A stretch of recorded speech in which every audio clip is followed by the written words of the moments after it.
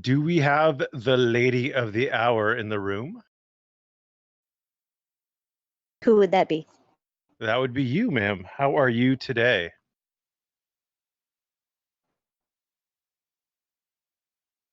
And we lost your voice. Awesome. You did not already lose my voice. Oh, okay. There you are. That's good. So how are you? How are you? I am well, but how are you? You haven't answered me yet. I'm fine. Had a great day. Cleaned my house. Oh, lovely. Let's start off with the right thing here. I am talking to Theresa R. If you are on Bunny Boots live stream, I can't see you. So if you have questions, pay Bunny Boots a whole bunch of money and he will put them somewhere where I can see them. And if you just want to make fun of me, that's also fine. You can just do that in chat there. If you do want to get involved in this, you can come into Bunny Boots Discord server. You can hear us. We're in the center ring. You won't be able to talk, but you will be able to maybe answer questions if Miss Theresa R wants to stick around at the end. And you can always ask questions in the Blood Sports chat room. And that would be by text, and maybe we can read them. So now that I have all of that out of the way, Miss Theresa R, I was looking at your channel, and it seems you have a very particular style, and you like to do open records request. How did you? Is that true? Let's start with there. Is that true? That is true. My passion is public records. And how did you? I noticed that the first one you have up is in about 2013. That's pretty old. So, how did you get into that? I learned how to make public record requests back in, I guess, about 2000 when I worked for a little local newspaper. I was the editor for my little local newspaper, and I learned how to make public record requests and kind of learned how to keep an eye on my government. So you started back when you were working for a newspaper. I'm assuming that means you are no longer working on or for a newspaper? I still do a little reporting for PNAC, but for the most part, I don't really work. Activism. Okay. So do you watch auditors, or do you watch people who make open records requests? What's your kind of target that you watch in this community? Involved with video activism, watching Jeff Gray and Thomas Covenant, and people like Carlos Miller and Michael Burns, and then one of my favorites is Joel Chandler, who does a lot of open record requests in Florida. Joel Chandler, I have not heard of him yet. So that's a new and fun one. So you have been around, you've been doing this for a long time. So I think you've got quite a bit of chops as an activist. I don't think anybody's going to doubt that you are a true activist. So I noticed maybe it was spring of this year. It's hard to tell. That there's a lag between when it's filmed and when it's released. That you went to Washington, D.C. with News Now Houston. Is that correct? I did. I don't remember exactly what month, maybe March or April. Okay. How did you guys come to the decision to go to Washington, D.C.? I've known David, I guess, for about the last 5 years, since his very first video, when he and Philip Turner both got arrested at that Shell station in Houston. And I met David because I had to send the bail money for Philip to get out of jail to David, so I wouldn't have to drive all the way to Houston to bail him out myself. I didn't watch a lot of his videos or anything until probably the last year and a half or so. I started getting more involved in the Texas group, and met the people out there, and he's involved with the people in Texas a lot more, so than I was. Yeah. You know, So that's how, I'm sorry, that's how I know David. And then, through that year or so, we had talked about doing audits and stuff together. He had come to town here and we had done some audits in Lafayette and stuff. And he had asked me if I wanted to go to DC for a few days. And I was like, heck yeah. So, okay. There will probably be some hard questions in here, and I do apologize for asking them. But if I don't ask them, others will. So I need to kind of get around this. Um, is there now, or has there ever been any romantic feelings between you and David? all I know people ask that a lot, but I'm not David's girlfriend. I've never been David's girlfriend. I have a significant other at home. I'm not married, but the person that I'm with, I was married to and divorced several years ago, but we're still together for off and on the last 30 years. So, um, This romantic is the relationship. lawyer in me coming out, and I'm going to apologize about this again. But you didn't actually answer the question, so I'm going to try it one more time. Um, Go ahead. do you now, or have you ever had romantic feelings towards News Now Houston? Myself personally, maybe the other way around. Okay, that's fair enough. Um, so when you went to DC, you guys went as just friends. Yes. Okay. Um, what? So the point of going to DC was to film. It seemed like David had something else going on there that he had. Was there anything else beyond just going to film? Oh, not that. No, I don't think so. I'm not sure what you mean. Like, was there an event going on that you guys wanted to film specifically, or was there something you wanted to go see, or was it just a general fishing expedition to go see if you could get some good videos? Anything specific? It's just videos. Just videos. Okay. You were also in the vehicle with David at one point in time. I'm going to call him Earl or David or Mr. Warden or News Now Houston, kind of interchangeably. But you were in the car with him at one point in time when he was detained for at least several hours, at least according to him, at an inland border patrol checkpoint. Do you remember that at all?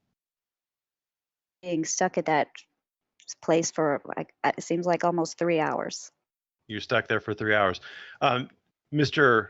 Warden, Earl, is claiming that he had a firearm in the vehicle. Did he have a firearm in the vehicle? Vehicle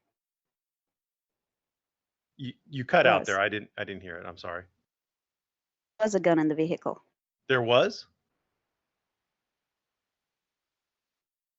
I don't know if anybody else is having the same kind of difficulty. It's like you're cutting off before you start talking or something like that. Let me try again. Can you hear me? I can hear you. There was a firearm, a gun in the car. Yes. That was something that I learned when we got to the checkpoint. Oh, well, happy surprises to you. And did you ever see that gun like up close and in personal? Did you ever touch it? Do you ever have any access to it? Were you able to ascertain what kind, make, model, caliber, anything like that? Well, I mean, I don't know make, model, and calibers of guns. I'm not a gun person. But I know it was a gun, a revolver style gun. Okay. Did the people at the inland checkpoint, did they maybe mention anything about it? From my understanding, they called ATF. Did they mention anything about? Did you hear the words cap and ball or black powder or anything like that? At the border patrol checkpoint, I really didn't hear what the border patrol people were saying about any of it. I wasn't really around them, and when they talked to him, I wasn't there listening to them for the most part. Maybe there was a brief conversation where at one point where we were just kind of standing waiting, and we were just kind of talking back and forth with one of the guys there, but all of the kind of details of the detainment and everything that went on between him and the border patrol, I mean, I wasn't really privy to what they were saying. Okay. In that video, he said that you two had an agreement that you would ID and he wouldn't prior to going through the checkpoint. Is that correct? Answer the question that I was a citizen. You would answer the question that you were a citizen. Yes. Yes. Okay. Um, did it surprise you when Earl said that there was a fire? When Earl told the Border Patrol agents preemptively that there was a firearm in the vehicle, did that surprise you?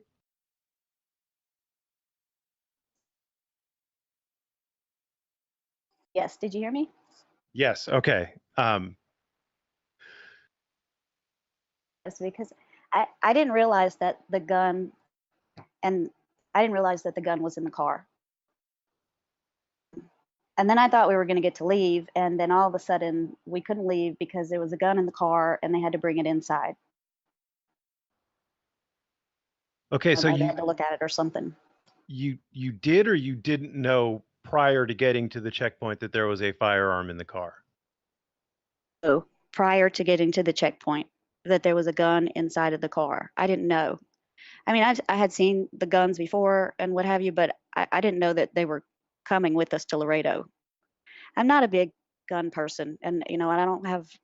I respect the Second Amendment and all of that, and I want to clarify that. But I personally don't have a lot of experience with handguns and guns, and I guess the experience that I have had around guns makes me very nervous to have them. I think it just introduces a whole lot more. Um, how many things that can go wrong in the situations that we put ourselves in when you introduce a firearm? Absolutely. I agree with you. It does add a whole level of complexity if you're out there auditing with a firearm. But this does bring up more questions. You said you had seen his guns plural before. How many guns did you see him have? Of them.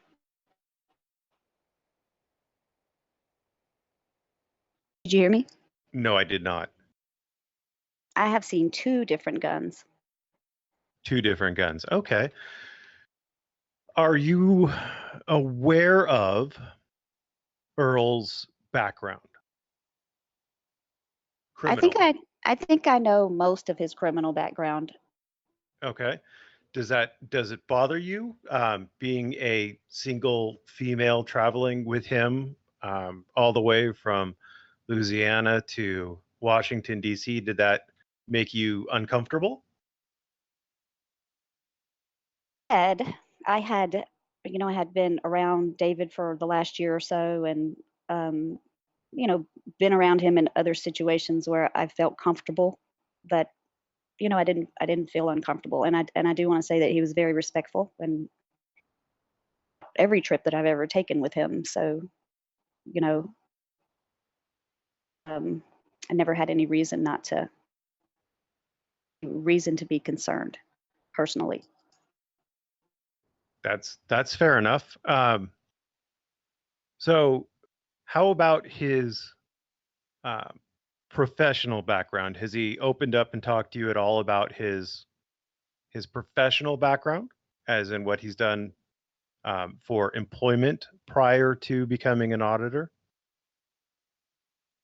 I mean, I've talked to him extensively about himself. So yeah, I guess so.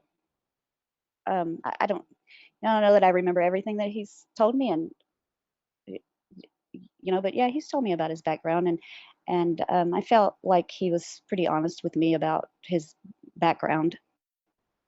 Okay. When I heard him talk about it, it sounded sincere. But look, I mean, and I work with a lot of people have criminal records, and I've worked with several people that have sex offender records in their past, and and my thing has always been, that people, and they do their time, and when they're done, they paid their debt to society. Now that doesn't mean that, you know because they're a registered sex offender and I'm a little leery of the stories that cops tell, that I'm going to let them babysit my grandchildren or have them around my grandchildren or what have you, depending on the type of crime or whatever. But it doesn't mean that they're not human beings and that they haven't paid their debt. So going to tell you about that, but I wanted to say that. Well, I think I understand where you're coming from. It doesn't give me a whole great deal of pleasure to be delving into this. And the reason why I am delving into it is only because there are so many inconsistencies with his stories about his previous employment and about his possession of firearms that are inconsistent with what we know about his criminal background. That's really the only reason I care about it. However, it did interest me that you were comfortable enough with him to travel, what is that, like 1,500, 2,000 miles across country from Louisiana to DC, that you were comfortable enough with him for that. So I thought that was something that it was worth talking about. So as far as your understanding of Earl's past, has he ever told you that he was a federal law enforcement agent? Well, what I understood was that maybe he worked for a security company overseas. An overseas security company. This is new and exciting. Please elaborate. I've never heard this one yet. I'm not sure that I can elaborate on it. I know I had heard. I thought that he had told me maybe something about that he worked in Germany, a contractor for the federal government, and he was providing security for. And this has been a little while back, so let me try to remember exactly what he told me. But like security for Arab people that have all this money, and I guess there's a lot of terrorism or whatever in that country, people kidnapping and stuff like that. And so I don't know, it's something to do with that, something to do with contracting with the federal government to do that. Okay. Protection. That's new and exciting. So, is that the only kind of background that he ever told you about? Let me ask you a question. Just let me ask you a question real quick. What is it? I mean, I understand, and maybe I don't, because I've watched some of News Now Houston's videos, especially the ones I guess that I'm in, and I've seen many of them, but I'm not really sure. I don't really know what the controversy. I don't really understand what the controversy is about his past and what have you. I mean, I really don't know what he's told other people about his past. So I don't know that I'm misinterpreting what he's told me or exactly what. So I just kind of wanted to clarify that. Okay, that's fair enough. My personal issue with it is when people rely on their credentials to not necessarily inform the public, but to give what they say weight and credibility. So if I walked out on all my videos and said, you should listen to what I have to say about the First Amendment because I'm an attorney, well, I am an attorney, so you would at least know that I've went to law school, I've passed the bar, I know something about the First Amendment, but I don't really care for that style anyway. I prefer to say this is what the law says, these are what the cases are, and I rely on that. David, however, has chosen a different route. He likes to talk about fusion centers, and he likes to talk about his secret contacts inside of them.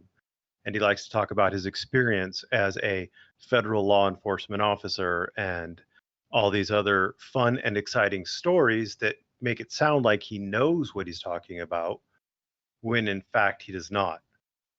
So if Mr. Warden was simply to come clean and say, look, I wasn't a federal law enforcement officer, then my interest in this would be gone. It would be done. I would have nothing to criticize the man about. When his past originally came out, I was one of the guys who was saying, look, I don't care what his past is. He did his time. He's done with it. He has a First Amendment right. He has every right to express himself with the camera or without. But he's chosen to double and triple down on it. And then the firearms thing is another sort of issue, I believe, that he needs to correct, because he's making it appear that felons can carry firearms in Texas, and that's not the case. So it's just leading to confusion. And I get people asking me over and over again, how can Earl carry firearms? And I have to tell them, I don't think he can. But then they say, well, the ATF returned his firearm to him, and I say, well, it appears that way. So that's my interest in it, and that is solely my interest in it. So does that make sense to you? Yeah, it does. It does. Let me clarify something though about the guns, because at least that David has sexual assault conviction. The sexual assault conviction, there's a charge for felon with a firearm, and I'm not exactly sure, but I think he did it like 4 years or 5 years or something in jail for that. I don't know how people could possibly think that he could carry a firearm. Exactly. That, And yet there he is in video after video. If you look at the Leon Valley video, he's prancing around with what he's claiming to be a Smith & Wesson on his hip. When he gets in Texas, the black powder pistols are not considered, I guess, a firearm. And a black powder pistol is what open carry activists worked with when they'd open carry before they passed the law to be able to open carry with concealed carry, or I'm sorry, open carry with license in Texas that they just passed in I think last year. So it was pretty common thing. People don't that around that law is carrying a black powder pistol. You broke up quite a bit there, but I'll work with the bits and pieces that I got. While I understand that it may well be a black powder pistol, and that's fine, that doesn't comport with what Mr. Warden claimed. For his Ruger, and I'm using huge air quotes around Ruger, he claimed, I believe, that it was I'm going to screw this up, something like a Red Hawk, something, but it was a 44 Magnum. It was a Ruger 44 Magnum Red Hawk, which you can't get a 44 Magnum, from my understanding, in a cap and ball. You can get a 44 Magnum black powder, but you can't get it in a cap and ball, which is the exempted firearm style. So those are the kind of questions that keep making me go, So it was my understanding at the Laredo checkpoint that they took the gun because they didn't know at the time whether or not the law would classify it as being easily converted to a regular firearm, because the cylinder comes out of it. Because on a black powder pistol, the cylinder comes out and it can be changed readily into a regular gun. Yeah, I've had someone from Texas go over this with me a little bit, and I was aware of that. So I'm assuming then from this that you're not comfortable in talking about Mr. Warden's claims as to his past employment. Is that where we're at? I mean, I don't know what to tell you about his past employment. I can tell you what I understand is, what I can remember is that I remember he told me that he was in the Army years, that he was in the Houston Police Department, or like he was going through police training at the time of the charge of the assault. And then I don't know, I guess I don't remember how the contract job with the federal government fit in with that. And the only other thing I can tell you about his employment is that maybe he worked for the marina close to where he lived, stopped working altogether, and just started doing videos. That's about the only thing that I guess I've ever heard about his past employment personally. Okay. Have you ever been on his sailboat? Yeah. I've seen a sailboat and I've walked on a sailboat. I've never been inside of a sailboat or went out sailing on the sailboat, but yeah, I've seen a sailboat. Oh, you've never gone sailing on it. That's too bad. So you seem to have taken a really big interest in the Leon Valley incident and town halls and all this fun stuff. What attracted you to the Leon Valley incident? Really upset about Leon Valley going to Jack Miller's house and raiding his house. I was really upset about that.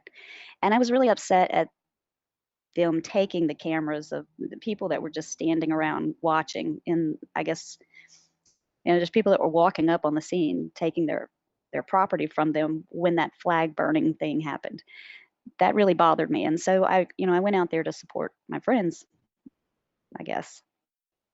Okay. What interests me, when I went out there, they called the chief called the fake press conference, and then he took my $1,000 iPhone, which is still over there, and I was just sitting there. So, and I'm credentialed media with PENAC. I still do work with PENAC, and I had even, I had gone around to the press conference specifically to gather video so that I could post it on the PENAC website, and and he stole my phone. So that's why I've taken a personal interest in it. I can tell you just from past experience in dealing with so many municipalities over the years, that when things like that happened, and I mean they've happened over and over and over again with Leon Valley, you have to know that there's something more going on behind the scenes in the books. And so I've spent probably the last month and a half just scouring every public record that I can get my hands on from Leon Valley. I notice you're fairly fixated on the fire chief. There is some $20,000 expenditure that is somehow tied into personnel and to safety. Have you ever figured out what that is? Figured out what that is, and I don't know that they're going to let us figure out what that is. I think one of the things that interests me the most about Leon Valley right now is their red light cameras, and the fact that their salaries are climbing so much every year with every new budget with these new red light cameras. Do you believe that to be illegal or immoral? I don't believe it to be illegal, but I think what it excuse me, what it tells me, obviously this red light camera is a revenue generating machine for towns all over the place. That's why they put them in there. And so now that they're generating all this revenue, what do they do with it? And how do you take revenue? How do you take revenue from a city without stealing it? How do you do that? Well, you just increase your salary every year, and you increase it and you increase it and you increase it, and nobody's the wiser, because the way that they're doing it is that they're taking a little bit of the city manager's salary out of here and a little bit out of here and a little bit out of here. So you can't tell that she's making, how much she's making every year, because with every new red light camera, with every new program that they install, with every new crime prevention board, there's a new salary bump. And so that interests me. That concerns me. Okay. What do the residents of Leon Valley think about it?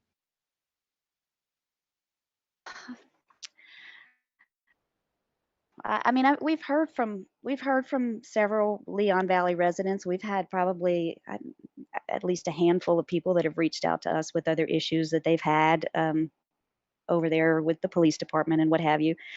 Most people have a big issue with the red light cameras there. Most of the people that have contacted us have an issue with the red light cameras or with their cars being impounded. So most of the people who have contacted you have an issue with the red light cameras, and their car is being impounded. Could it be that they're contacting you because they're upset that their car's been impounded and there was a red light camera? Well, yeah, I'm sure they're My upset that they got a ticket. I'm sure. Right, but my broader point is, you're hearing from the people who are upset about it, but you're not hearing from the people who are okay with it. So what I'm wondering is your scientific survey a valid one? Is it it seems to be quite self-selecting. I wouldn't call it a scientific survey. Nor would I, which was my point. And I wouldn't say that I have any idea what the residents there think. Like I said, I have no idea. What I do know is that, there are municipalities that will, the residents just don't have time to watch. They don't watch, they don't pay attention. They don't know what's going on there. They just don't have the time to do it. And you can look at places like Bell, California, and people were just fleecing the taxpayers there. They were paying themselves just millions of dollars over there, stealing money from the taxpayers. And it was because nobody was watching for so long. And that's what could happen here. And I think that's probably one of the biggest issues. And I've done a lot of research on Leon Valley. This is not the first issue that they've had there. They had a big issue several years ago with a takeover, with the city manager trying to take over the mayor's job and oust the mayor. And I think there was another issue there with the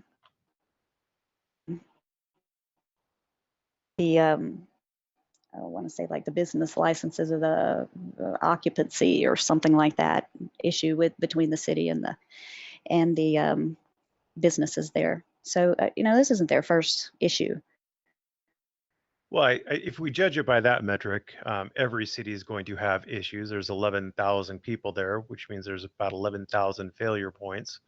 But you said that the people of Leon Valley don't have time to, or may not have time to, find out what's going on with their city council. You've been to the city council meetings. Are you there alone, or are you there with other members of the city of Leon Valley? I've gone alone. The last time I went by myself. So it was just you. You were the only person in there watching the city council meeting? Oh no, I'm sorry. No, there were about 5 of us in there. Okay. And someone is saying that the city meetings there are live streamed. Is that your understanding? They are. They are. And They have a lot of technical problems with their live streams, but yes, they do have them live streamed.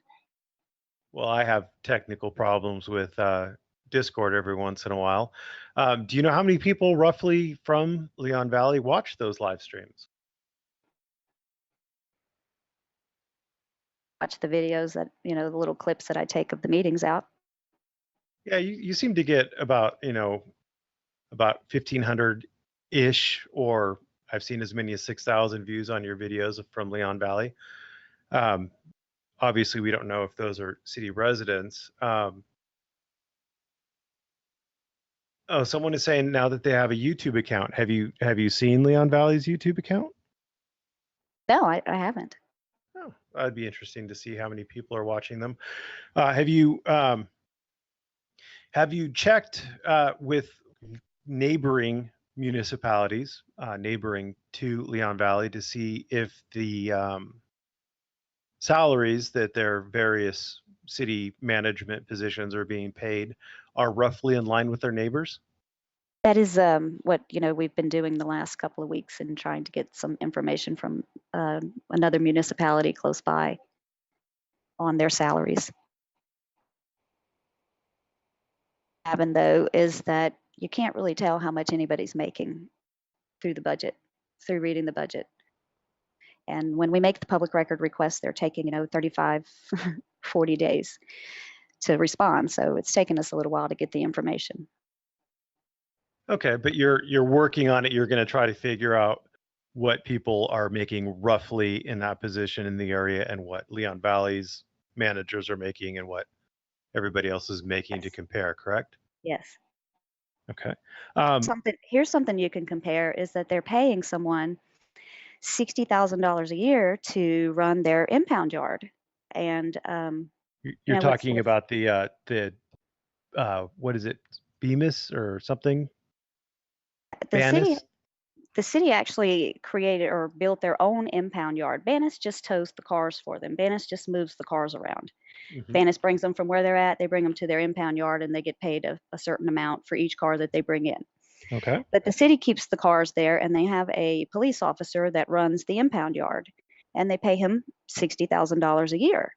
Well, my brother owns a record service in Lake Charles here, which is a lot bigger city, and we did probably, I don't know, they impound a lot of cars there. But I worked for my brother before I got sick and before I was disabled at the impound yard, and I didn't make $60,000 a year, and I ran the yard all by myself. $30,000 a year doing that. They're paying someone $60,000 a year, and this year they're going to hire someone else, and someone else is going to sit up there in that impound yard and get paid $60,000 a year to do that job. So that's what I'm talking about whenever I talk about, the salaries going up and them creating new positions and spending the money in that way.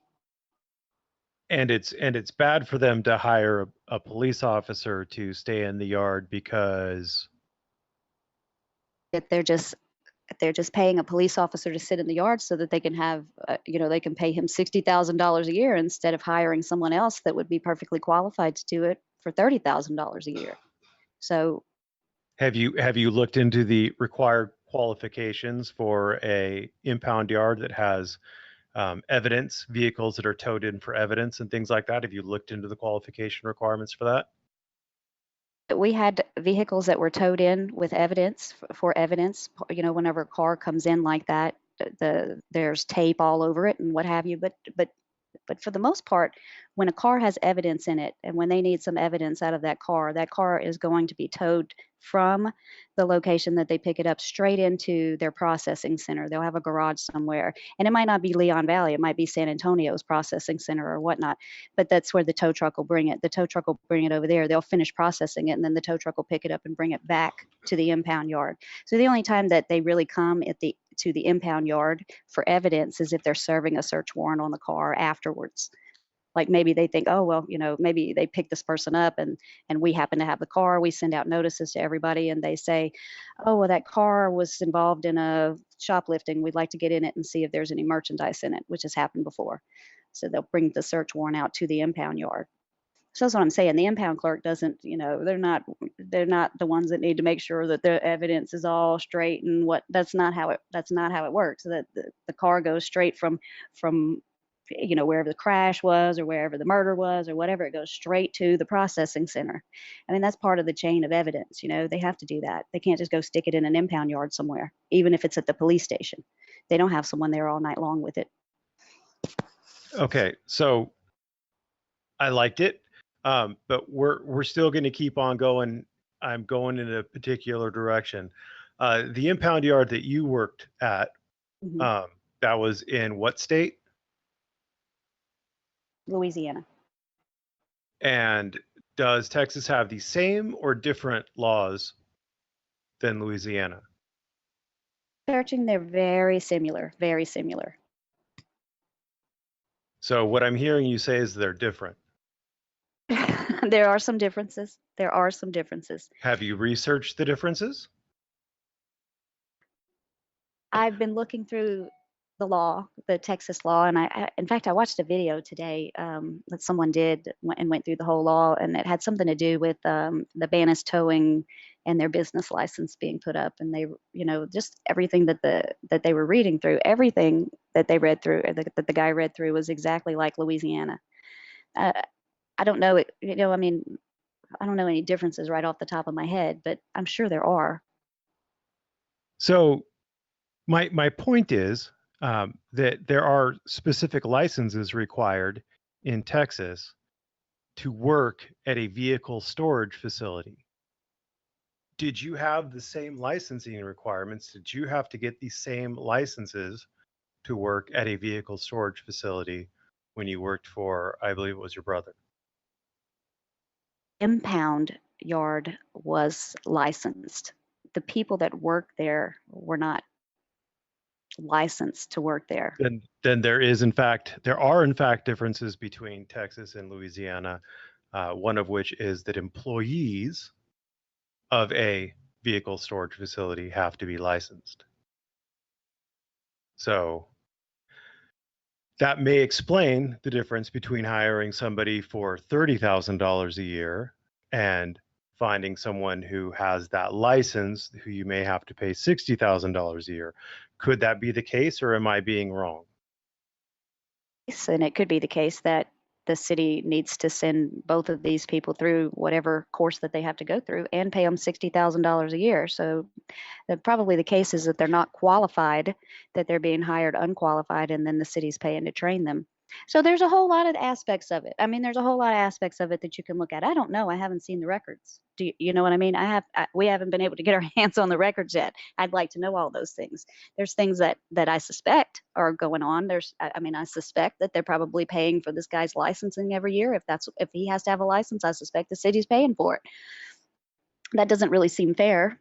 That that they would have to give somebody $60,000 and train them to do a job that they could pay somebody $30,000 a year to do.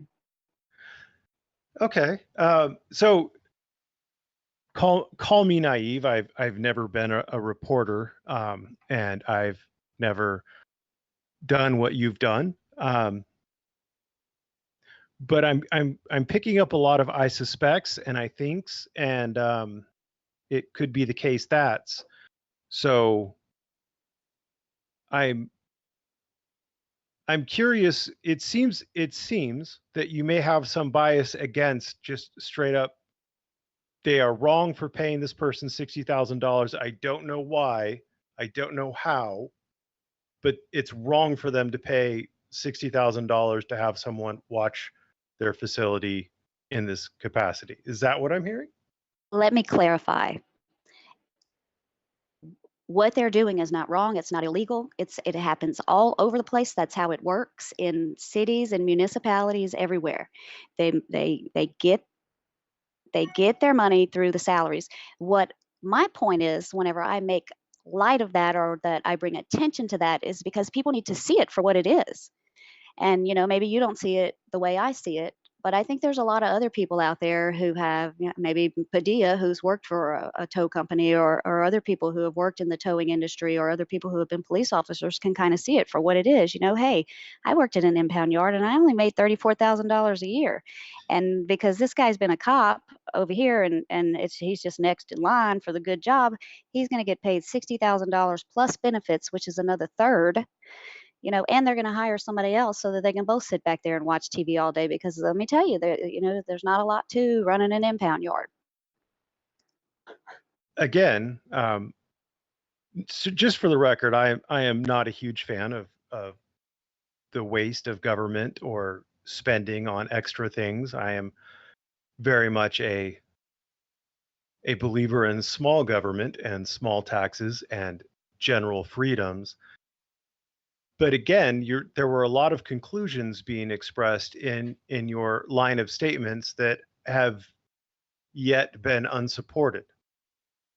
Do we know that this person was a retired police officer, and that the next person they're going to hire is a retired police officer? I don't think I said retired. I just said he was next in line for the good job. I think that's what I said. Okay, so this person is next in line for a good job. What made this person, like, why do they owe this person anything? What makes this person next in line that they feel they need to just give him $60,000 a year for doing nothing? I mean, there's all kinds of reasons, but I'm going to speculate. I can tell you what is common. I mean, because like I said, I've followed city governments for a long time. What is common is that if you supported me in my election, or you supported me for whatever reason in other ways, if you scratch my back, I'll scratch yours. That's the way it works. I mean, there's nothing illegal about it. That's just the way it works. So, okay. Are you aware that Padilla isn't able to do the what do they call those impounds, or what, the tows where it's not consensual? He can only do the ones where, like, somebody breaks down, they call it the tow company. He doesn't get to do the ones to the impound yards. Non-consent tows. Thank you. Words are hard. Always. So you've been doing your research at Leon Valley, and have the besides the obvious hurdles that you have to get over, the red tape, the bureaucracy, and all that fun stuff, which I completely understand, and it's very frustrating. Have the employees, the city employees of Leon Valley, been harassing you or following you or otherwise making your life difficult? No, I think I live too far away for that. The reason why I bring this up is there was one instance where you were in one of the meetings and you left and went to your car and you were looking very nervous and you were looking around and saying that you thought you might be followed back to your hotel room. Did that turn into anything? Oh, but and I was a little nervous because when I left that meeting, I had gotten, and you can't really see it on the video, but I had gotten surrounded by, like I say surrounded, there was a couple of police officers that came up on me really quick and wanted me to leave. And it made me really nervous because I know how they've been in the past. And so I was a little nervous when I got in my car. But nobody followed me or anything, no. Okay.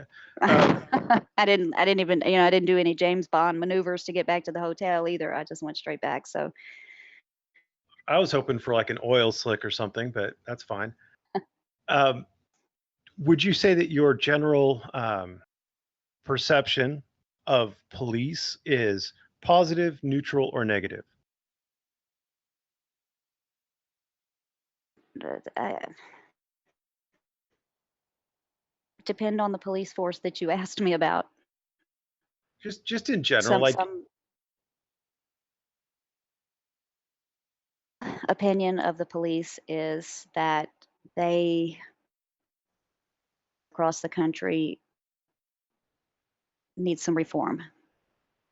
So if I can say that, that I hate police because, when I first got back involved in this, I told you that I started long ago, when I worked for the newspaper. But when I got back involved in this, it was because my daughter had died in a house fire, and I had a lot of trouble getting the records and stuff from the house fire.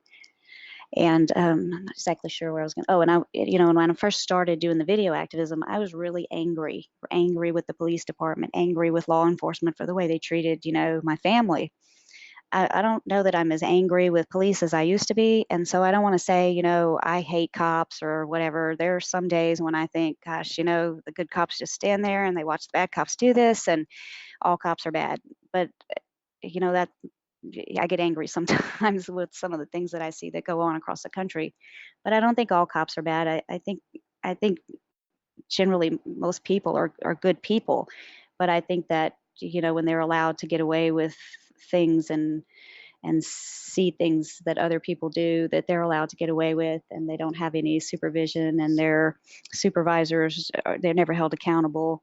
I think that they need some reform. Let me put it that way. I'm sorry, I'm kind of long-winded about that. No, no worries. So if you could reform them, what, in a sentence or less, what one thing would you do to reform the police? I think probably one of the things that would help the most is to require police officers to carry their own insurance. If there was one thing that I could pick, I think that would be it. Do, okay. You do understand then that the police would get paid more because they would have to spend to fund their own insurance, right?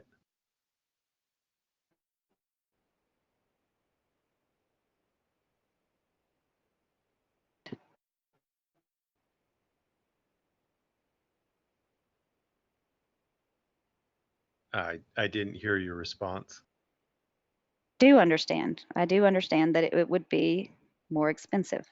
And I know, as public servants, that we would be footing the bill for it. I realize that. But companies are not going to put up with this, they're just, if you keep wrecking your car, they're going to drop you. And that's the same thing that goes for police officers that would carry insurance. And so it might cost us a little more, but I really think that it would help. Okay. Do you think that the police who routinely make mistakes, do you think that they're kept on the force, or do you think that they're, in generally speaking, that they're removed from the force? I think if they're nobody's watching them, they just keep them right on the force.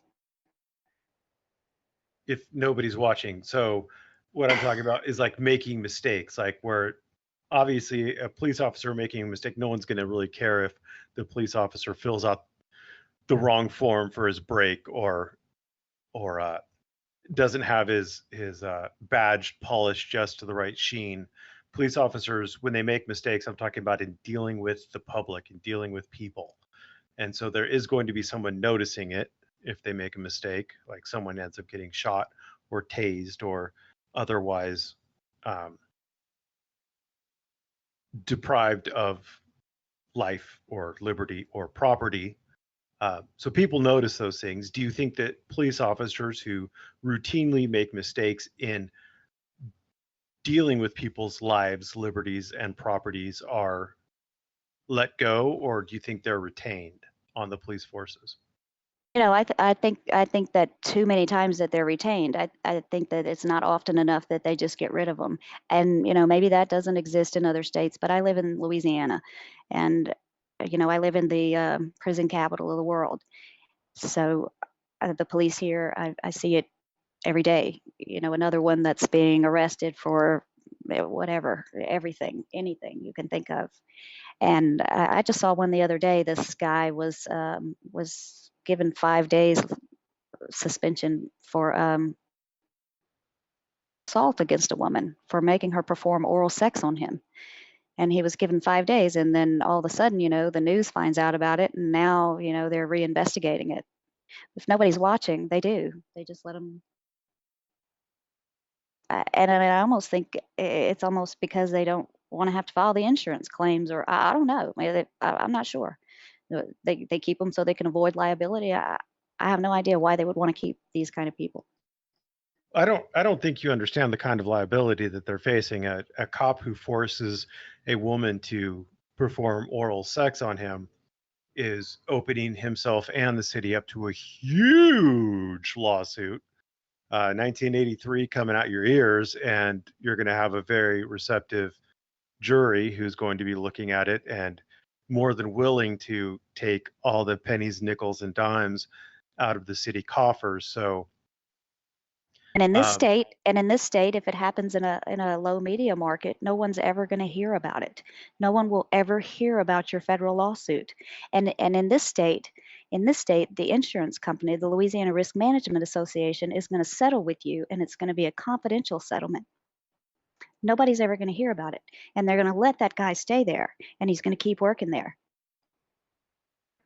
that's interesting. I would love to see statistics on that because it doesn't sound.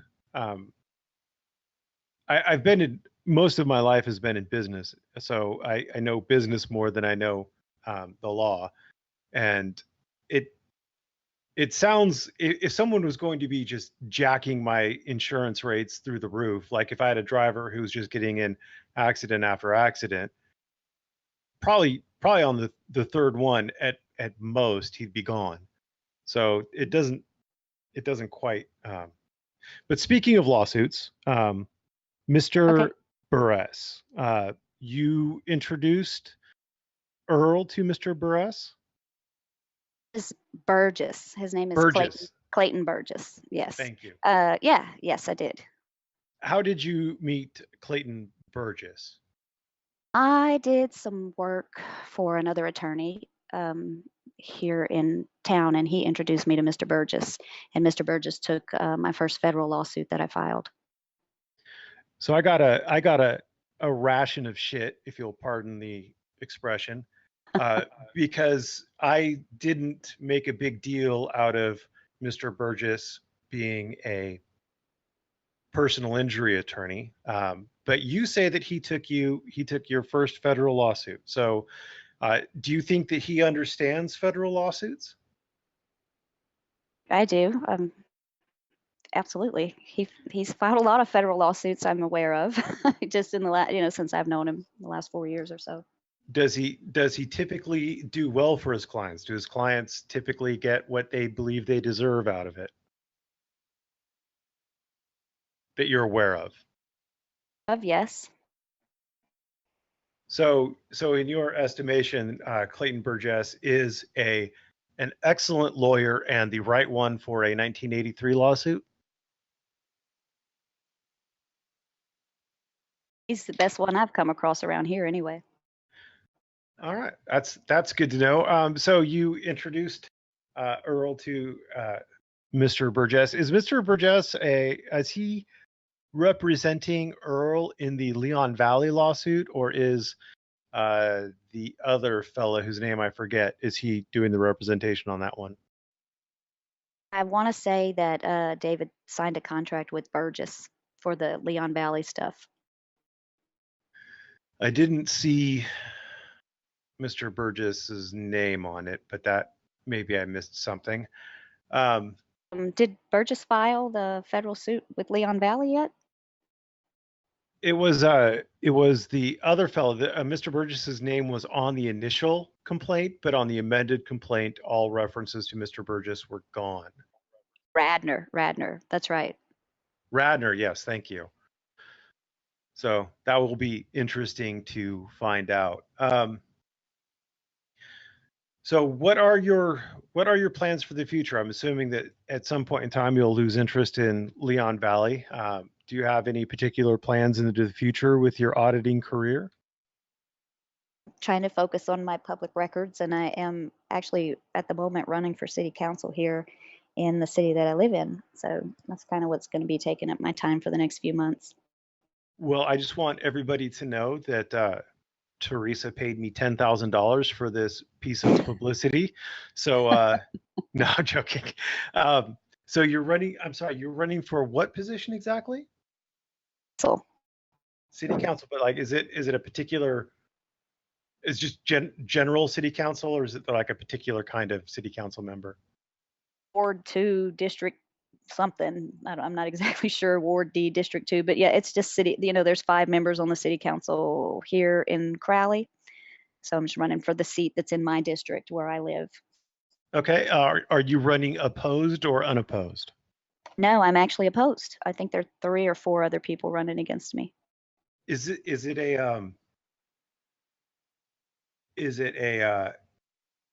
a type of election where there are political parties involved, or is it just kind of general, anybody can run? Pretty much general, I mean, yeah, it's just a general election. And I mean, like they're going to have the primary, which is November the 6th, I think. And then if there's a runoff, it'll be December thing, so that they'll have, you know, since there's 4 people running, there may be a runoff another month or so before they actually do the final election. And I guess that kind of sits with, I'm not sure who's exactly what state offices are running, but that kind of lines up with the state offices at the same time. Do you have a campaign manager or a campaign staff or anything like that? She's the treasurer, and then myself and my family helping me. Do you have a website or a Facebook page for your campaign? Not so far. I'm just really kind of getting started. I qualified, I guess, about 2 weeks ago, but I've been really busy with Leon Valley and stuff. But I sat down and wrote up everything for my flyers and get started on my Facebook page and all of those things. In local elections, the last part of the election is really when you want to make the run, because if you start too early, people forget who you are. And I don't have a huge amount of money to spend on my campaign, so I want to use it all, towards the end when people are fixing to vote, if that makes any sense. Sure, it makes sense. I've never been a campaign manager, so I don't know when to spend your money or how, but it sounds good to me. Okay, I'm assuming that the other candidates will dig into your past. Do you have any skeletons in your closet? Have you ever been charged with or convicted of a crime? charged before. I got a misdemeanor citation for possession of marijuana and possession of drug paraphernalia back in maybe third, so it wasn't a conviction. And then I've been arrested 2 other times here in Crowley for video recording. All right, I won't ask you if you actually were guilty of possession of pot. Um, do you think that drug laws are working, or do you think that drug laws are not working? And is that the war on drugs is a war on people. I'm going to chalk that up to you think it's not working. Absolutely not. Okay.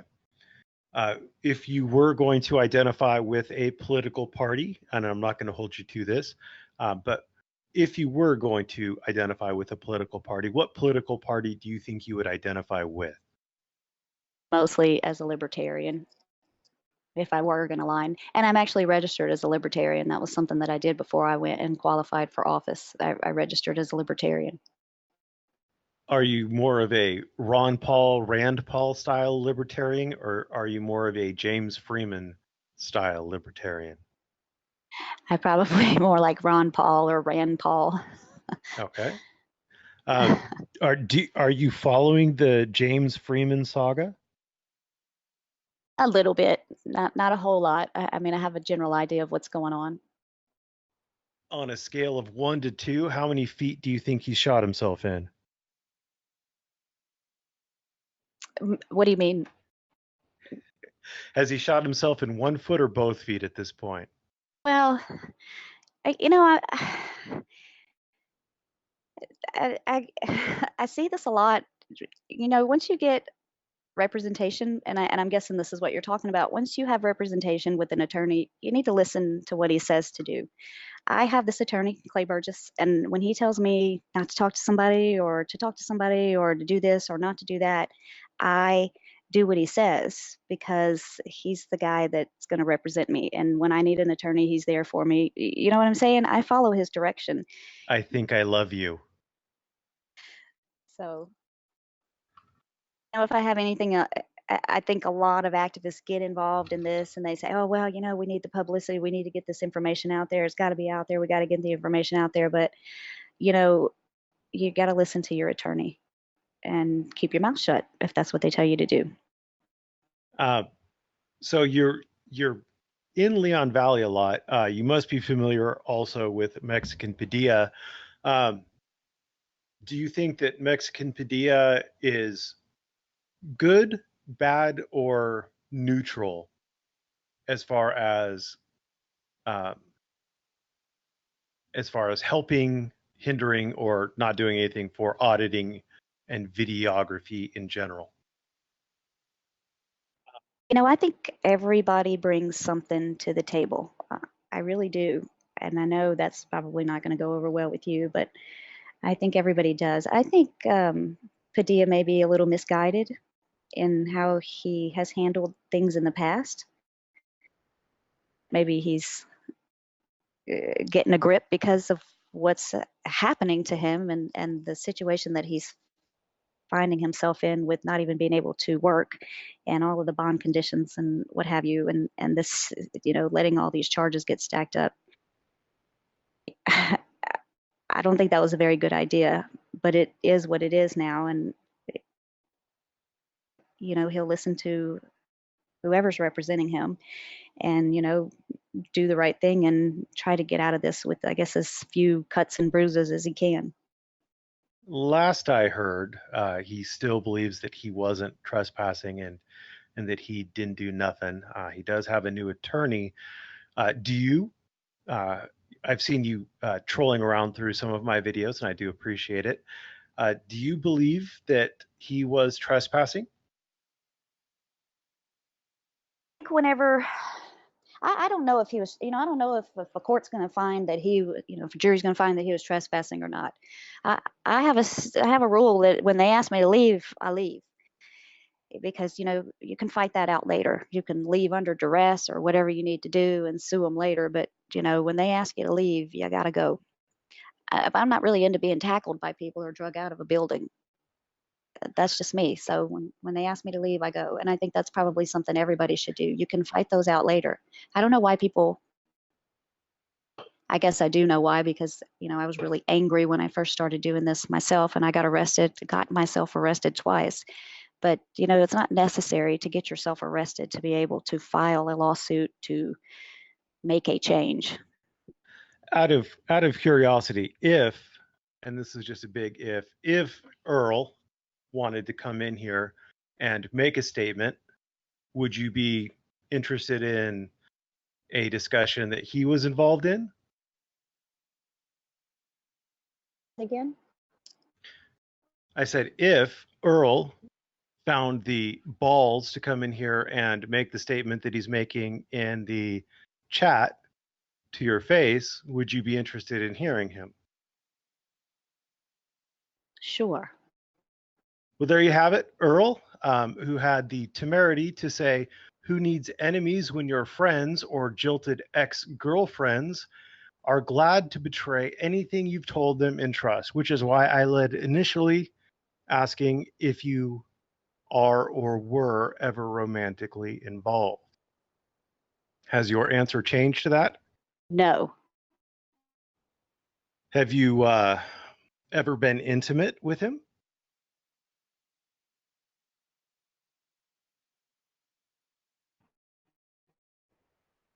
And this is probably a bad time for your mic to not work, because you probably want to say it loud and clear, whichever way you're going on it.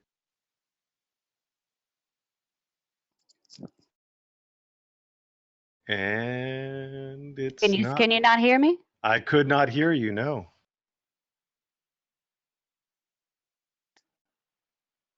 I didn't come here.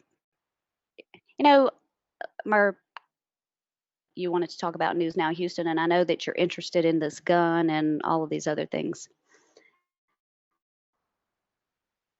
You know, to badmouth David or to badmouth News Now Houston. The thing that I never understood, and I mean, I'm understanding a little more now, but I didn't understand what the big controversy was.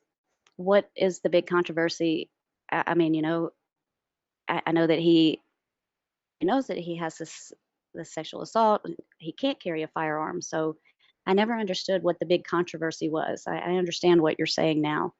I didn't come here to throw stones at him or anything, and I respect him and I respect what he does, and I hope, you know, that he continues to do what he does and do it as well as he's always done. So it you know, it upsets me, I guess, that he would want to throw stones at me as much as I've done for him. So the answer is no. The answer is no. That's what I was looking for. All right. So I don't think, knowing Earl, I don't think he's going to have the nuts to come in here and actually say it to anybody's face. So I wouldn't really terribly worry about it. Back to Leon Valley. You were upset that Leon Valley raided Jack. Are you aware that it was actually the Bexar County, what was it, the Bexar County Sheriff or the Bexar County Constable? I forget which one it was, but it was not actually the Leon Valley Police Department, and it was on a warrant that was signed by a magistrate. That is not associated with Leon Valley. Were you aware of that? No, yes, I was. Okay, and that it still bothered you? It bothered me because I heard some of the details of the, you know, what happened in the search warrant and stuff in the background. So, what they did to him and his family. I mean, you can say what you want about how legal it was. I'm not saying that it wasn't legal. I'm not saying that everything like they were supposed to and dotted all their I's and crossed all their T's. But I don't have any doubt in my mind that they did it to be retaliatory or that they did it to be intimidating, to not just Jack, but to everyone else, to scare the hell out of everyone. That's why they did it. They didn't have a reason to, and I think that they put his family in a lot of danger, going in with guns. And he's got I think his son and his daughter-in-law, or maybe the other way around, his daughter and son-in-law, and maybe they have some children that they had in the house. And I just think they could have handled it another way. They could have handled it another way. How do you think they could have handled it? On his door, or they, the next morning, and arrested him. They sure could have done that. Okay. I agree with you. I personally believe that it was retaliatory, and that it was done in the way that it was done to maximize the psychological effect. At the same time, I also think that they were doing it as more of a fishing expedition to try to see what else they could get on Jack, because what they were looking at, just him having the firearm in the entryway of the courthouse, wouldn't, in my mind, really be a case that a prosecutor would want to bring by itself. Does that make sense? Yes, I mean, I can understand if he went in there waving it around or something, or even out in the parking lot waving it around, or even, being wacky. But I mean, I saw the video. He wasn't wacky in there. He was polite. And I just, he put they put his family's lives in danger. They could have gotten killed. And that scares me, because it could happen to any one of us. I mean, like I said, I don't introduce firearms into any audits that I do. Do you, we were out in Leon Valley, and people are making death threats on other people's live streams, and we're getting property stolen from us, taken from us, seized from us. do you really think it could happen to anybody, though? I do. I've seen it happen to activists over the years. I've seen it happen to many activists over the years. But do you think so? I know you were in my stream Saturday watching my, and I'm using huge air quotes around this too, audit. Do you? Well, let's just. I guess I'm assuming facts, not evidence. Do you believe I'm an auditor? Everybody is an auditor. You might not be a very good one, but yeah, everybody's an auditor. All right. So you believe I'm an auditor. Do you believe that I will ever get the police kicking open my door with a search warrant? Not. Why do you think that I won't get negative police interaction, and maybe say Jack will?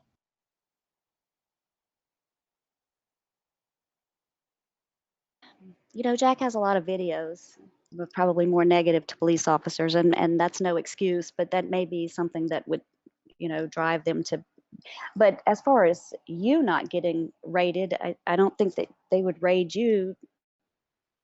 You don't. I mean, you walked around a building with a camera and stuff. I've seen other people walk around a building with a camera,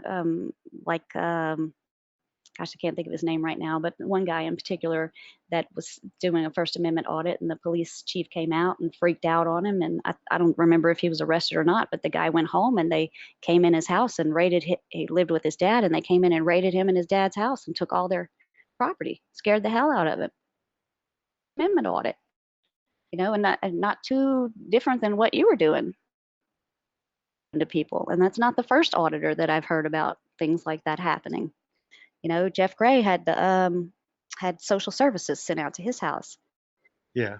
Had my house raided. You remember the? Do you remember I told you that I had a possession of marijuana? Well, that came after I was very involved and digging around in City Hall and digging around in the books up there in Iowa where I used to live. And one day they showed up to my house with a search warrant and dug around in my house for 4 hours. They found a half a gram of marijuana in my house and charged me just to humiliate me and embarrass me. So it can happen to anyone. Yes, I think so. Okay. I don't particularly think it could happen to anyone. I think a lot of it comes from how people present themselves. I'm not faulting you, but when I when I watch your videos, you do seem to get a little defensive um, when you're talking to the various city council people and city managers and things like that. Have Sure. you do you watch your videos? Sometimes. Okay. Um, am I? Do you think I'm being? Do you think I am off in my analysis? I have a low tolerance for bullshit. That's right. You do have a very low tolerance for bullshit.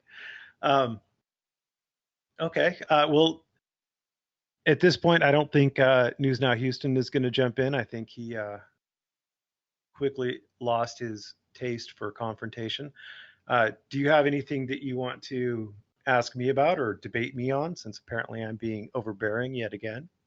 I do. Okay. A few questions I wrote down.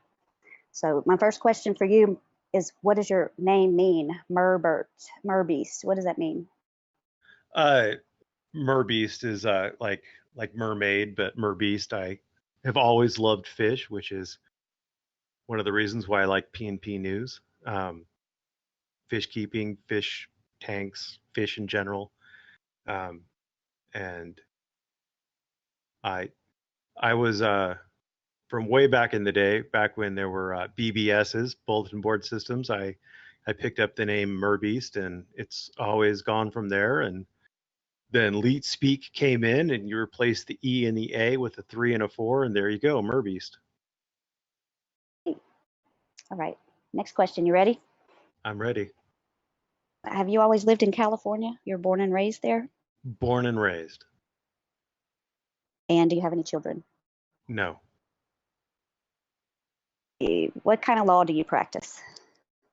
Uh, General, but mostly it's family law. It seems there's a never-ending string of people who are getting divorced or wanting to fight over kids or things like that. There's just way too much of it. So most of my time I spend doing family law or variations on it. A little bit of time is civil, and very rarely do I get to play around in criminal. Um, well, something else that I'm curious about, because I heard you talk about some incident maybe that your wife had, or that you and your wife had when she was taking a photography class, that maybe got you more interested in the auditing community.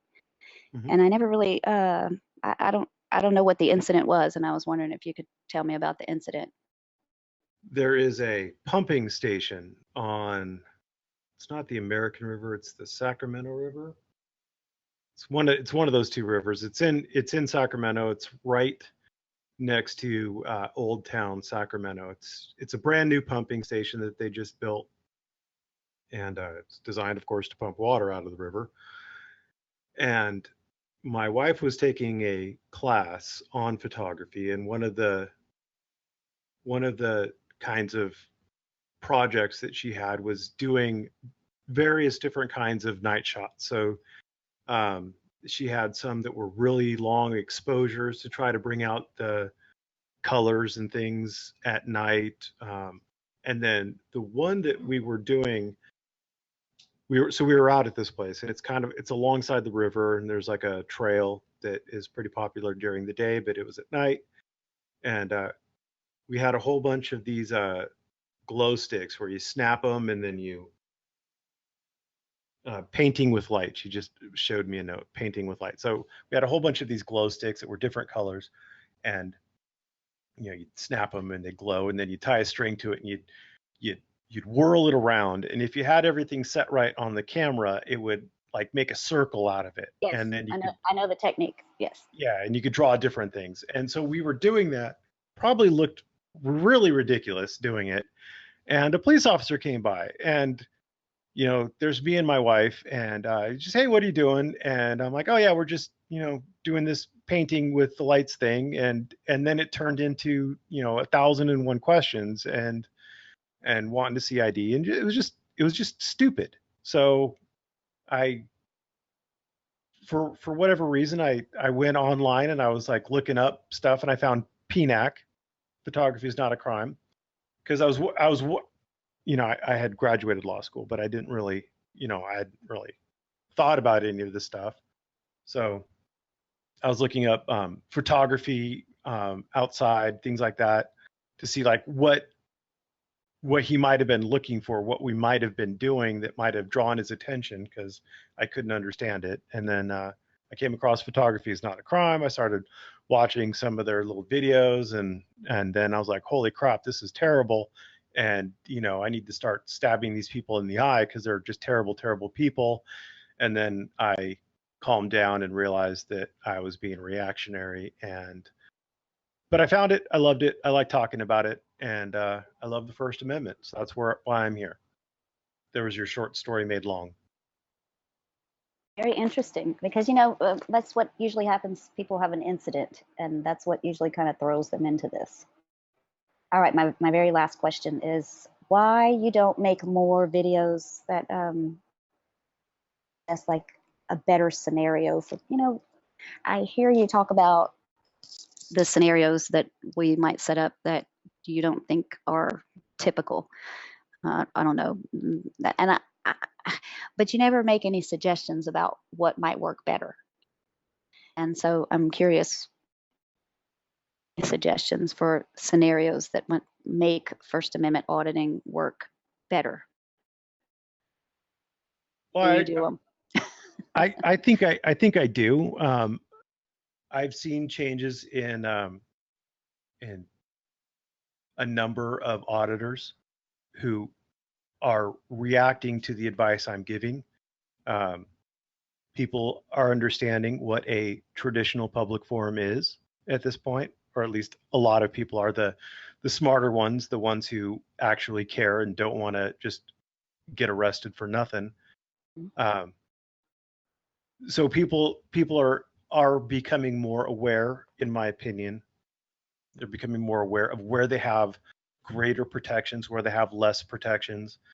When I go over somebody's mistake, where they get arrested for trespass, and I show them the law. So now, if you live in Texas and you've watched any of my numerous videos on Padilla's trespass and things like that, you should know by now exactly when, why, and how you would be arrested for trespass and how to avoid that.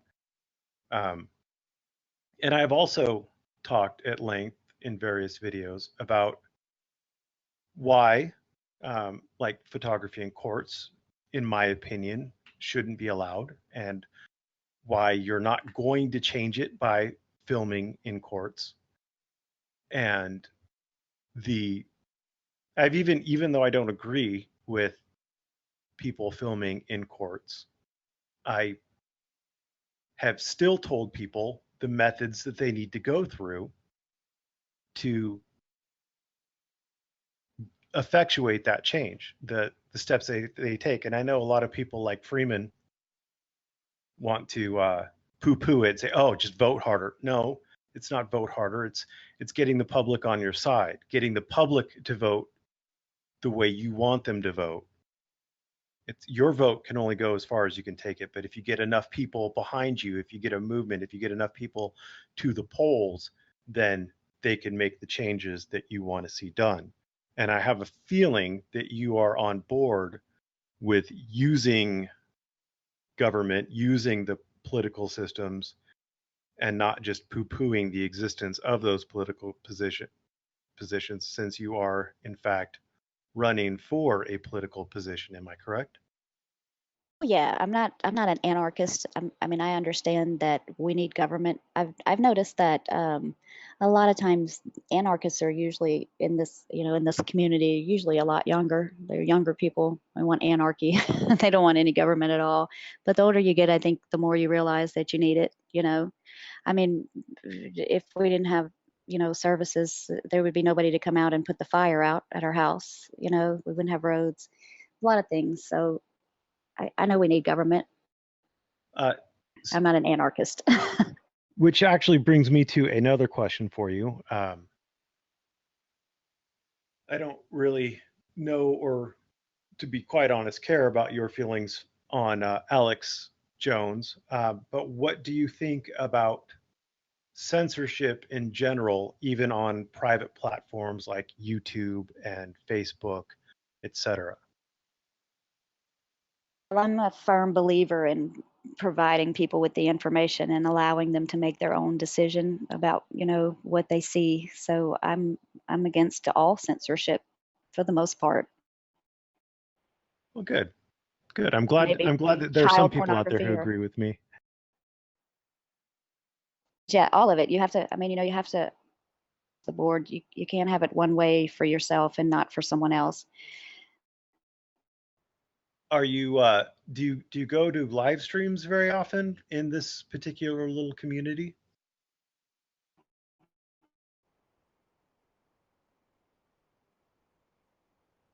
Only. I heard something that sounded like Oli. I'm sorry. I occasionally I do watch live streams. Just depends on if I have time. Do you see a lot of censorship in this community? On some of the live streams, yes. And I have a you know, I on I guess people can do what they want on their own YouTube channels. And I know that you're against this. I know you're against censorship in the comments section. And I know we had a back and forth about this a little bit the other day. But after I used to censor my comments, and then there just got to be so many of them. I really stopped paying attention to them. But then I had the issue, and I don't know if you've seen the video with the Welsh clerk, and I had an issue with the city clerk in the city of Rain suing me, and it was over. A lot of it was about the comments that were left in the comment section.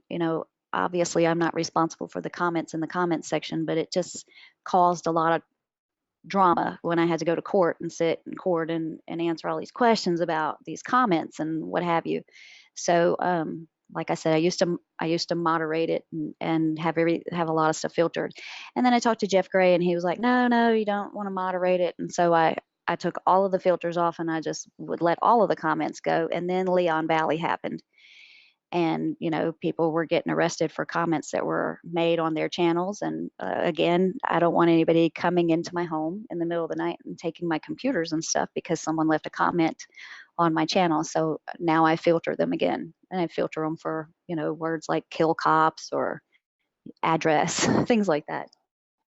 Have you actually seen any of the evidence presented that supports the charges regarding the comments? Have you actually seen that Freeman and Bao were charged for these comments that they had nothing to do with? They didn't endorse them, they didn't encourage them? No, I haven't seen them. And until until that's something that I know for sure that it wasn't because of this or it was because of that, I just think that it's probably best that I protect myself from getting arrested for someone else's comments. I don't think you can. But again, I would recommend that you talk to your very well qualified attorney, Mr. Burgess over it. And he may So tell you. even if you can't, it doesn't mean that you won't. Even if it's against the law, that doesn't mean that they won't come in your house and they won't take your computers. Doesn't mean that they won't seize you up at the grocery store while you're with your grandkids because you have a warrant now from Leon Valley for whatever reason. It doesn't mean that they won't. And I'm not willing to take that chance. That is an excellent point, and well taken. So score one for you, or more, depending on who's keeping the score. I was going to go on with you can get sued for damn near anything, but it's whether or not you'll lose that is the question. So yes. Right, and I've gotten sued for First Amendment issues before, and if I had lost that case, I would have had to mortgage my house to pay for the appeals and pay for the attorneys and stuff. If I had lost my SLAPP motion, my anti-SLAPP motion, I would have had to mortgage my house. Yeah. So, and that was for things that I said on Facebook, words. That's why all speech should be 100% free, and people shouldn't be allowed to sue you until they prove that there is some sort of defamation. So Does anybody, or I'm sorry, before I cut you off, do you have any more questions or anything further to say? No, I just, I just kind of want to make the point again that I didn't come here to throw stones at anybody. I really just kind of wanted to clear the air about the whole issue with the firearms and the gun. And I don't really understand what all the controversy is. Like I said, you know, I mean, uh, and I'm not here to throw stones at anybody. So I just really wanted to kind of clear that up because, and I always said that to David, you know, well, why don't you just let me make a video and just go over everything, just tell everybody everything, and then you'll be done with it. That's just what I'm trying to do. Okay. Um, do you have time to stick around for questions, or do you have things to do and places to be?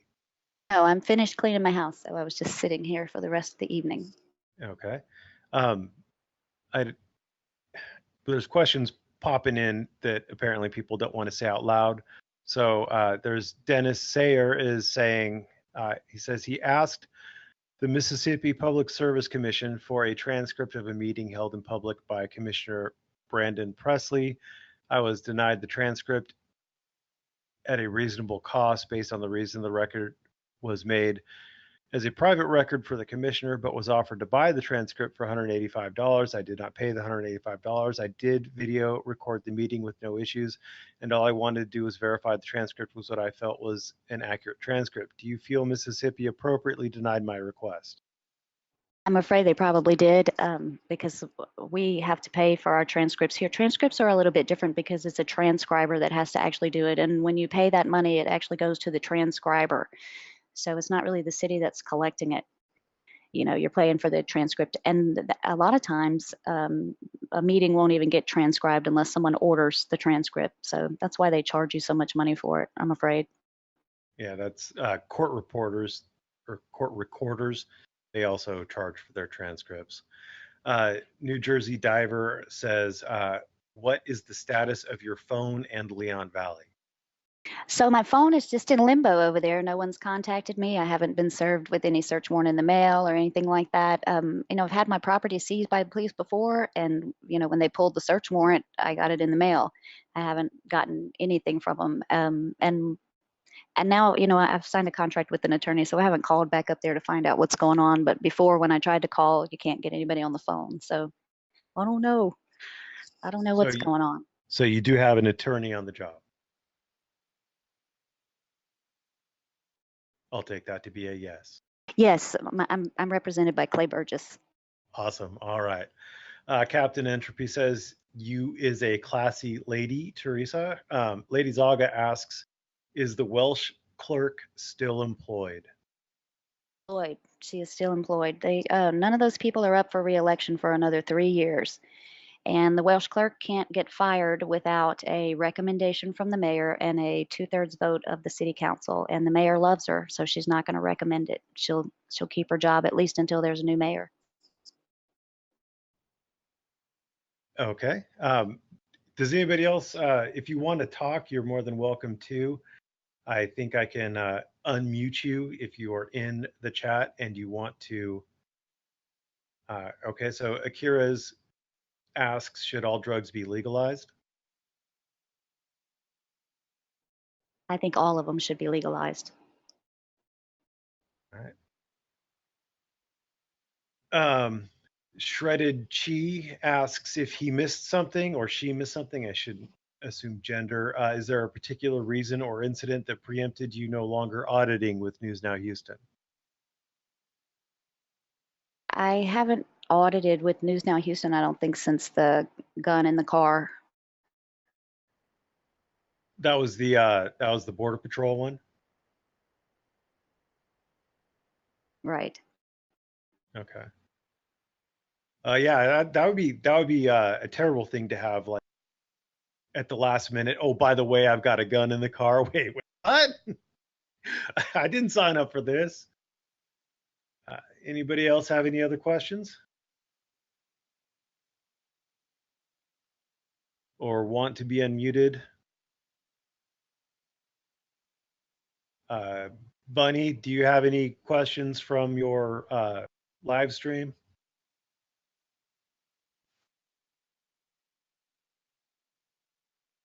Can't hear you, Bunny. Sorry about that. No, I don't have any direct questions from the live stream, though. There was one person asking about if you do your always do your research before these debates, and I mentioned that you generally just set up these debates when you have an open schedule. So.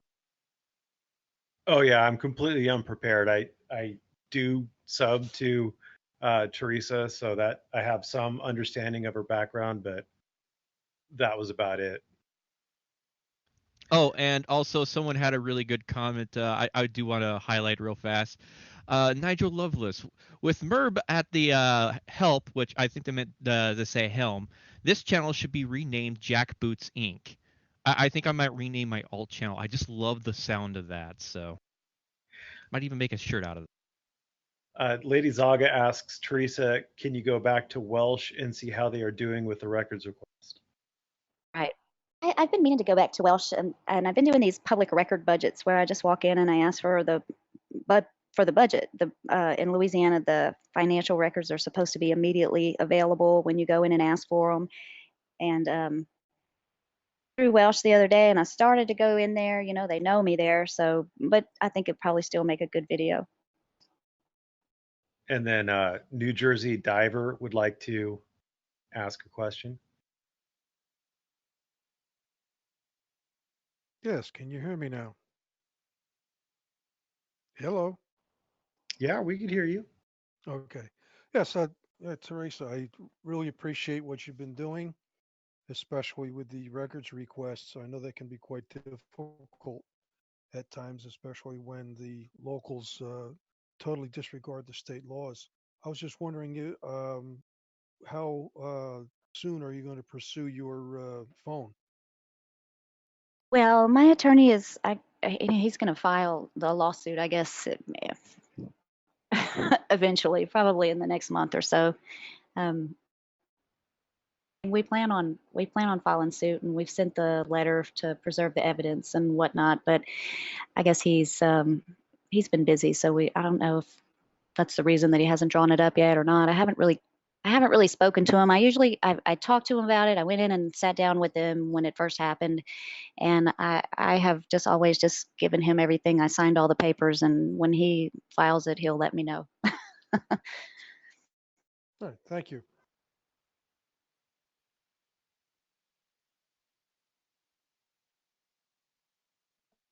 Sorry, I'd muted myself. Does anybody else have anything special, any sweet nothings they would like to whisper in Theresa's ear? I saw the comment, Lady Zaga. I saw that. What was it? Blue Ghost Media had a question for you, Merb. Does Merb believe in gag orders? Do I believe in them? As in, do I think they exist? Or do I think that they're generally legal? I think it was more or less a joke comment, but I'm not. They did. That's all they stated with that specific comment. I'm sort of managing a few things at once here, so.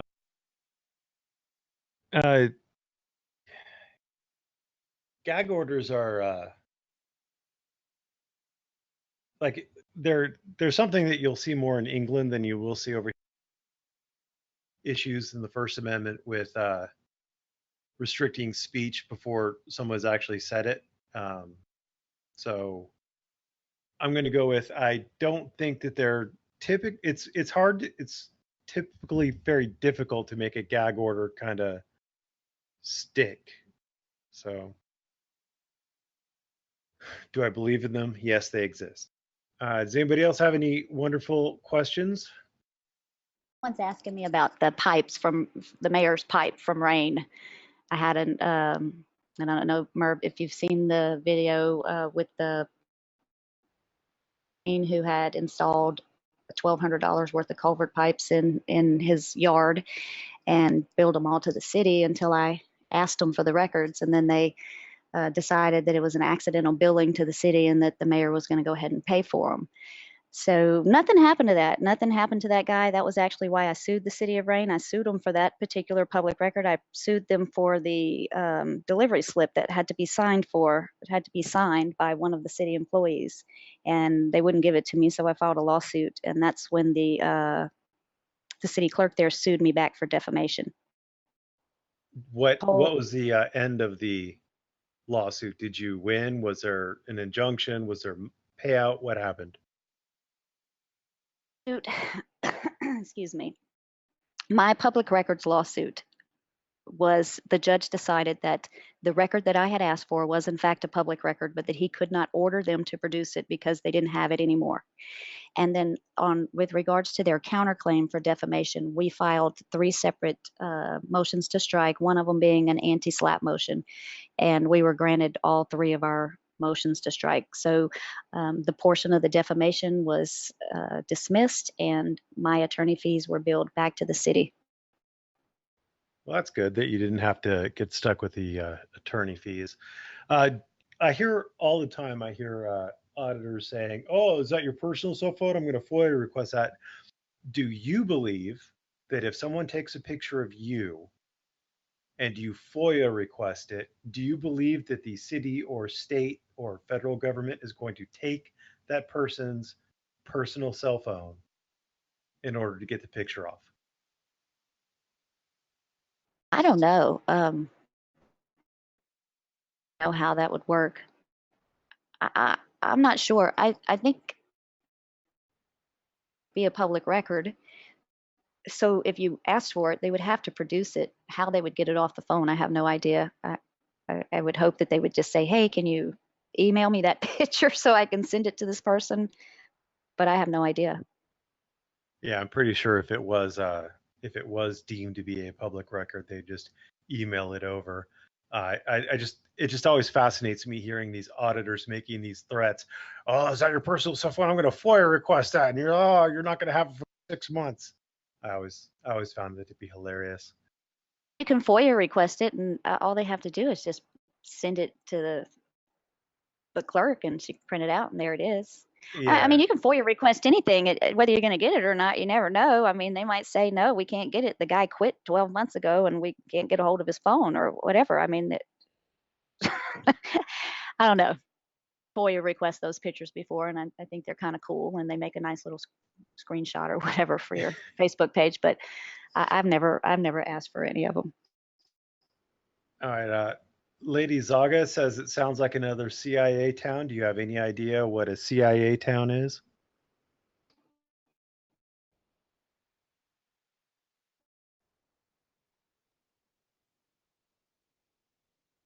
I don't know what that means. Okay, good, because neither do I. I was a little lost there. And okay, the CIA blocked our answer. Does anybody else have any questions for the lovely and talented Theresa R. before we call it quits here?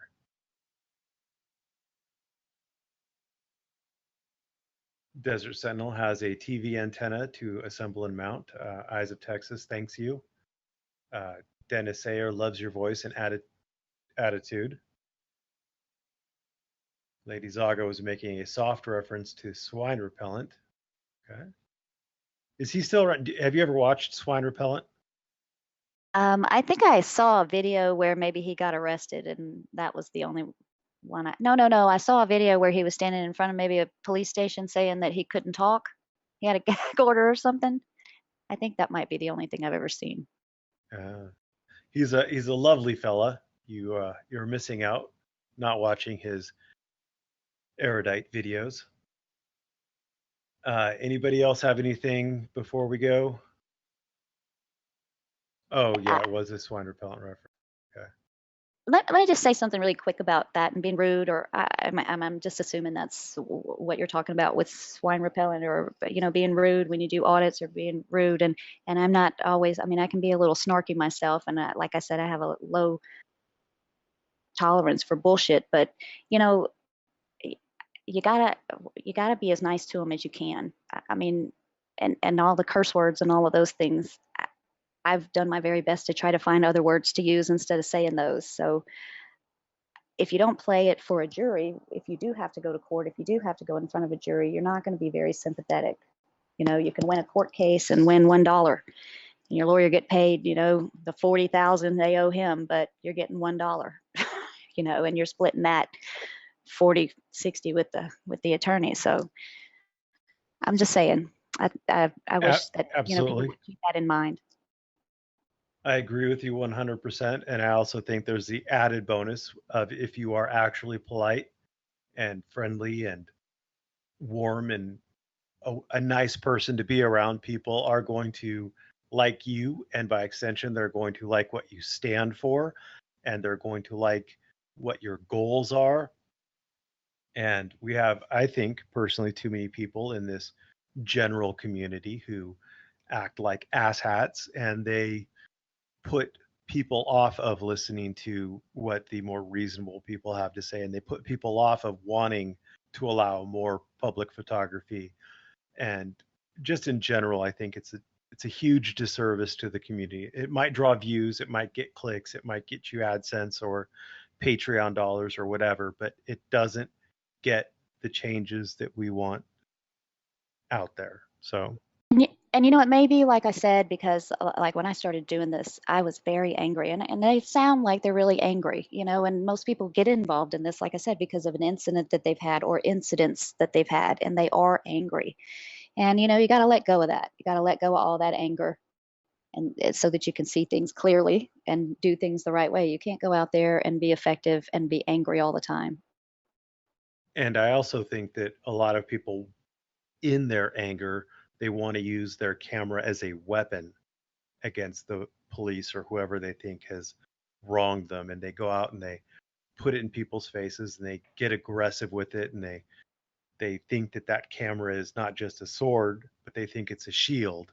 And because they have this magic camera in their hand, then they could disturb the peace, they could trespass, they can be confrontational and rude and all these other wonderful things. And yeah, Lady Zaga, a weapon. You can use lots of things as a weapon, and you could use a camera as a weapon.